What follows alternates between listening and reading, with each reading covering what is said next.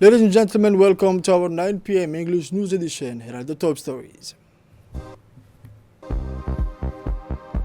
For the national news in Addis Ababa, Prime Minister and members of the government meet delegations from 5 regions of the interior. For the international news, the head of the Lebanese army, Joseph Aoun, has been elected president of the country. The details in this news. Welcome to our newsroom. As I mentioned on the title, Tajura, the White Response present at the official ceremony for the launch of the National Solidarity Week 2025. This significant gathering, which brought together the country's top leaders and representatives from all regions, was chaired by the President of the Republic, His Excellency Mr. Ismail Omar Guelleh. It aimed to foster solidarity and promote exchanges between the diverse regions. A prominent delegation from Tajura, consisting of 30 people, was led by the Prefect Mohammed Abbas and Regional Council President Mr. Omar Hussein Omar. Their presence underscored the region's active participation in this national event. The people of Tajura, proud to be part of such a grand event, were honored to represent their region alongside the other participants on the land of Asadjok. This was a unique opportunity to connect with others and reinforce the spirit of national unity. To mark their participation and demonstrate their commitment to solidarity, the Tajura delegation planted a tree at the entrance of the city, symbolizing growth, unity, and lasting connection between the regions of the country.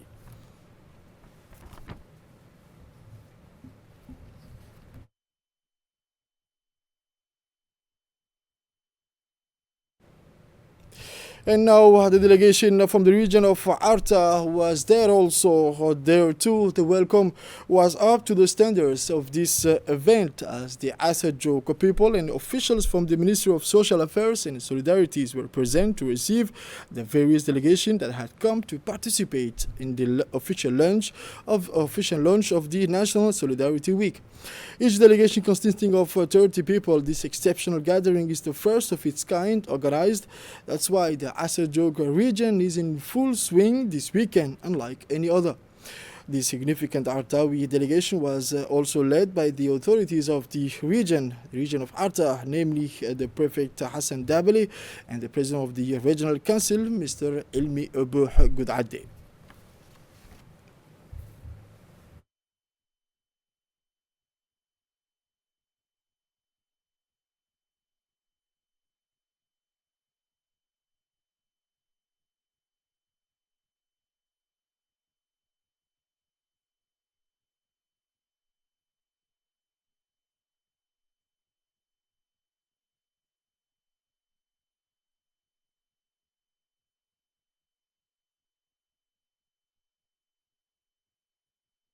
And now the Obakhu region, located in the northmost part of the country, was eager to join this extraordinary gathering. Under the leadership of the Regional Council President Mohammed Hamad Ismail, the delegation from Obakh, consisting of 30 representatives, was determined to participate in this monumental event. They are set to take part in the official ceremony tomorrow, which will be held to launch the National Solidarity Week 2025. The event, organized by the Ministry of Social Affairs and Solidarity, will be shared by the President of the Republic, His Excellency Mr. Ismail Omar Guelleh. The Obakh delegation, like all others, will contribute to the ceremony's success and participate in the shared celebration of solidarity. The people of Obakh are proud of their cultural heritage and eager to strengthen national unity, consider this momentous occasion a chance to show their commitment to the cause of solidarity and support for the more remote parts of the country. The delegation's participation is seen as a testament that their unwavering support for this country's values and vision for the future.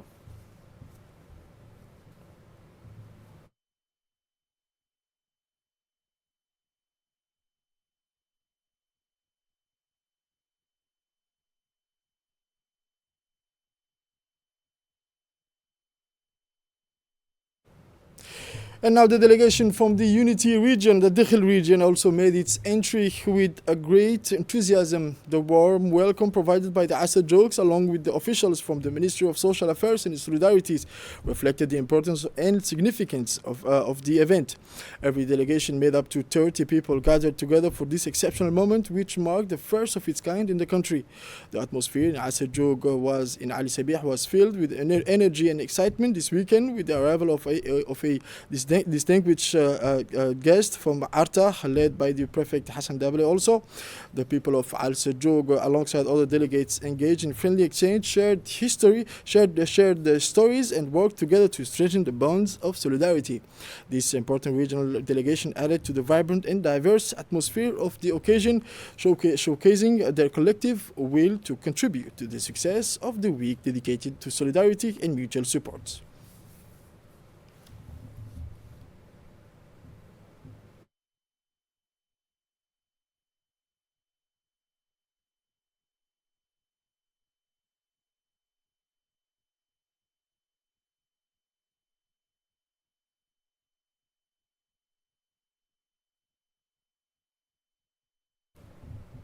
In the afternoon, an important meeting took place after lunch, gathering delegations from the 5 regions of the country who came to take part in the official lunch ceremony of National Solidarity Week, as well as government members and guests of the event. It is worth noting that this colorful ceremony will be presided over tomorrow, today, January 11, 2025, by the President of the Republic, His Excellency Mr. Ismail Omar Guelleh. Organized by the Ministry of Social Affairs and Solidarities, this ceremony will mark the beginning of the week dedicated to solidarity. This large-scale meeting was chaired by Prime Minister His Excellency Mr. Abdulqadir Kamil Mohammed in the presence of several government members. During this important exchange, notable traditional leaders and elders from each region took the floor to emphasize the importance of this event. This meeting and the opportunity to exchange, get to know one another, and to communicate with fellow countrymen from other regions. Mawlid and Qasaid were performed by the various sheikhs present, accompanied by prayers and invocations, asking the Almighty Allah to strengthen the unity, solidarity, and peace of the country.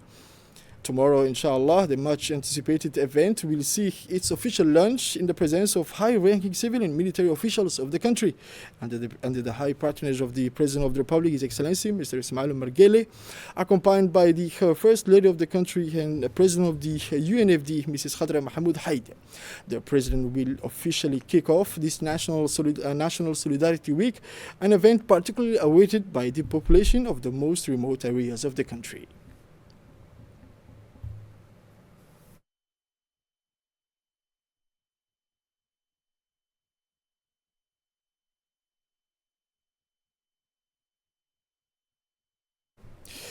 In a heartfelt speech delivered in the local language, Prime Minister, His Excellency Mr. Abdulqadir Kamil Mohammed, expressed his joy at participating in this exceptional gathering, which brought together delegations from the 5 regions of the interior of the country.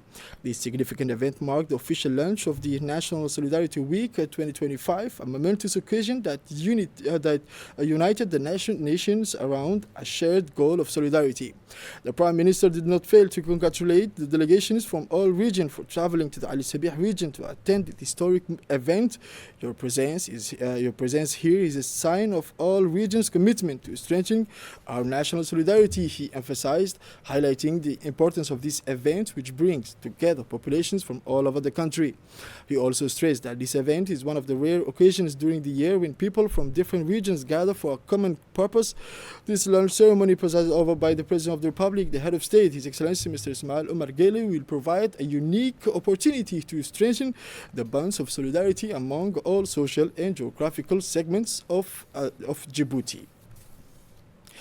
During this historic meeting between the Akals from Djibouti's 5 regions, government members and local authorities, a particularly solemn moment took place. The Sheikh present took the floor to offer prayers and invocations, seeking the blessing and mercy of the Almighty Allah. The Sheikh prayed for the full realization of the goals of Solidarity Week, hoping it will serve as a catalyst for peace, unity and progress for the people in the most remote areas of the country. Each invocation was a request for the values of solidarity, mutual aid and brotherhood at the heart of this event to deeply resonate with every Djiboutian.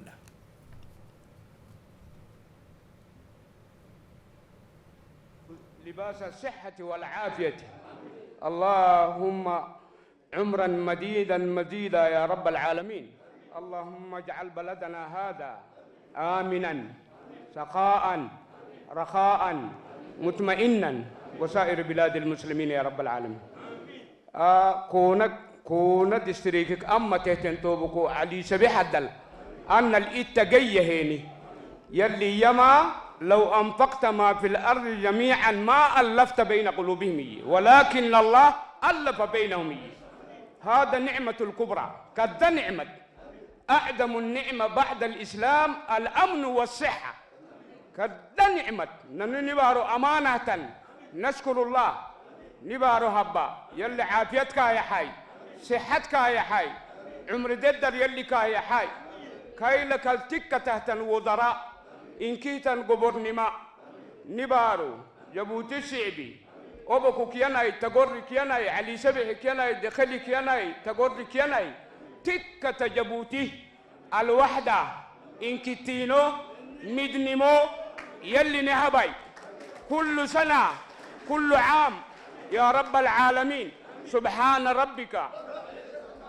وسلام على المرسلين والحمد لله رب العالمين إلهي برسلاكين كين عمركيس إلهي ديريا عافماد هلان الله كدقة حكومة دي سبع الله كدقة وشرف في عويان شرفتا تيجي سعوت الله نوغا دقة تيجرت الله نوغا دقة برسلاكي حاسكي سنة كي بركيسن الله كدقة عافماد يا عمر در الله سيا عافماد يا عمر در الله سيا إلهي كوي يقول اشتنقيال إلهي هريره إن مصيبة كسعوتين مسيبويك إلهي نقرب مرد إلهي ولا يحدوا الله إلهي ولا يقول الجروع على المدل إلهي نقيال كوي ولا عني ولا جوير إلهي نقيال دم بيجي إن الله داف هول كوين أكشر إن النكاح دسنة درجات يشرف الله سي نمعديه إلهي نو بركة إلهي صار نويل والد كينية ولا ليه نجوهرة كواسن ودنك كواسن الله ونحريس أنك الله نوقد دبر نحريس قبرجين الوالد كين الله ونحريس قبرك الله والنور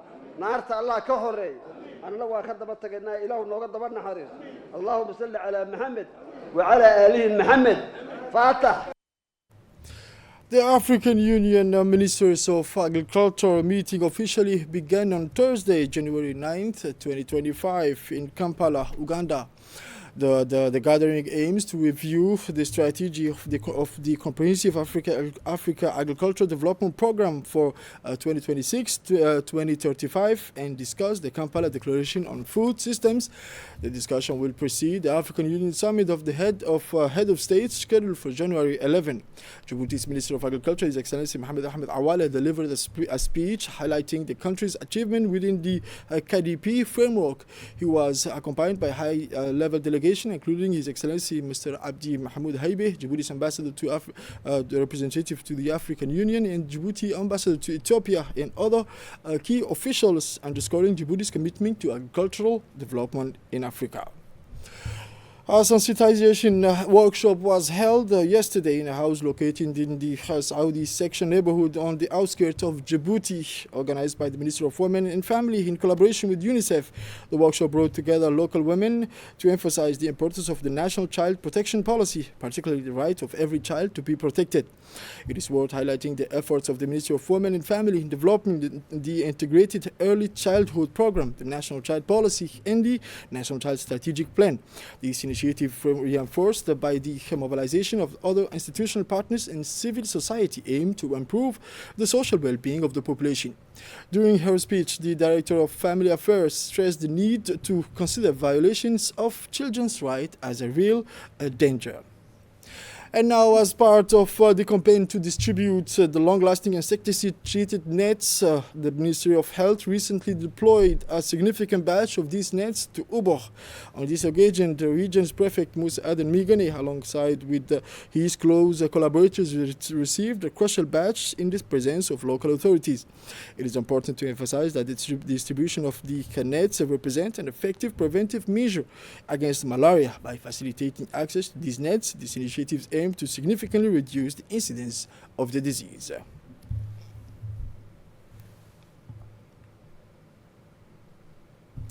In Tajura now, after a successful mission in Tajura, the LANA National Laboratory for Animal and Food for Food Hygiene Mobile Brigade continued its important work by heading to Obok to assess the equality and compliance of local food products.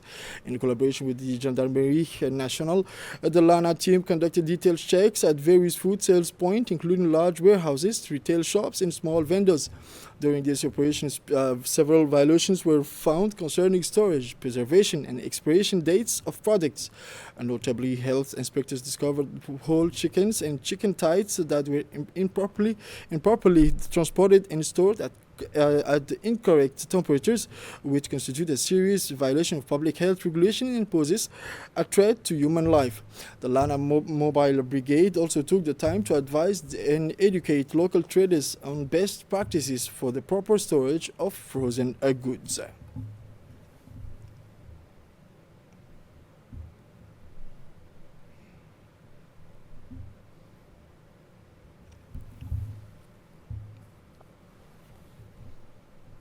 And tonight we take you to the heart of the National Archives, where a race against time is underway to preserve Djibouti's historical memory. The digitization of the Republic of Djibouti archives is slowly but surely taking a shape in the newly established structure of the National Archives. In these quiet, almost sacred corridors where the silences stick with the echoes of the national story stands Sagal, a central and dedicated figure in preserving Djibouti's administrative and legal history. This monumental project, both technical and deeply symbolic, represents far more than just the rehabilitation of old, fragile documents. It is a race against time to protect the collective memory of the country, ensuring that future generations will have access to the rich history embedded in these archives. Every morning, Sagal embarks on an ambitious and essential mission to breathe new life into damaged documents while guaranteeing their preservation and accessibility for the generation yet to come. She has committed herself to a detailed and labor-intensive process of cleaning, consolidating, and digitizing the worn and fragile pages of the official journal. In her workshop, every movement is precise, every gesture performed with an unwavering attention to detail. Time seems to slow as she meticulously works, transforming herself into an artisan of the country's fragile memory. For Sagal, every page restored is not just a physical piece of paper, it is a crucial fragment of history saved for a future generation to study and learn from. The restoration process is far from a simple technical task. It is, in fact, an art from where every single detail matters. It requires a delicate balance of rigor, precision, and utmost respect for the document's historical significance.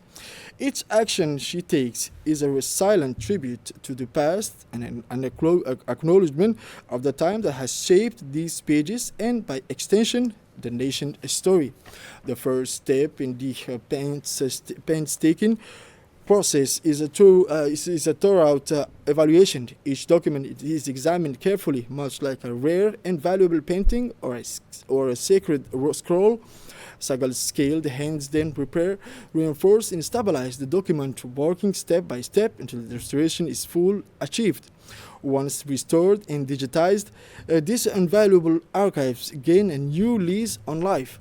They are preserved both on the climate-controlled shelves of the National Archives and in digital database, now accessible to researchers, scholars, and citizens alike. This meticulous and dedicated work preserves not just document, but the very soul of a nation. These pages, carefully safeguarded and digitized, are ready to endure through the ages, preserving Djibouti's heritage and ensuring its continuity for the future. In her workshop, every movement is precise, every gesture performed with an unwavering attention to detail. Time seems too slow as she meticulously works. The restoration process is far from a simple technical task. It is in fact an art from where every single detail matters. These pages, carefully safeguarded and digitized, are ready to endure through the ages, preserving Djibouti's heritage and ensuring its continuity for the future generation.